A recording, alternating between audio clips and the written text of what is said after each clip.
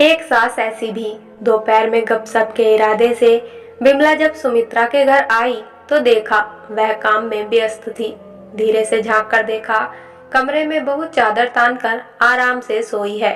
क्या जमाना आ गया है, बूढ़ी सास आराम करने के दिनों में बेचारी काम में लगी है और बहू चादर तान कर आराम से सो रही है।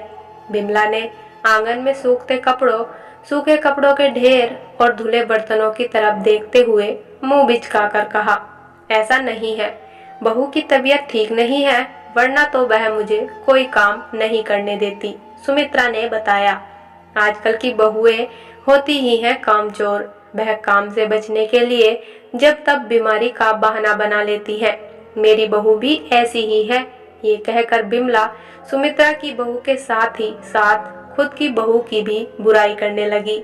ऐसा नहीं है, जब हमारी बेटी की तबीयत खराब होती है तब क्या हम उसे खाना बनाकर नहीं खिलाते, तो फिर बहू को बनाकर खिलाने में क्यों तकलीफ। सुमित्रा ने बहू के लिए दूध गर्म करते हुए कहा, अरे तू तो कुछ नहीं समझती, बहू कभी बेटी नहीं हो सकती।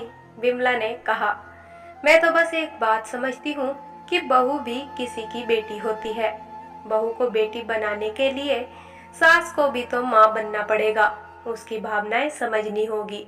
हम चाहते हैं हमारी बेटी को उसके ससुराल वाले बेटी जैसा प्यार दें, तो अपनी बहू को बेटी समझने में दिक्कत क्यों। ये कहते हुए सुमित्रा दूध का गिलास लेकर बहू के कमरे की ओर बढ़ गई। बिमला अपना सा मुंह लेकर रह गई।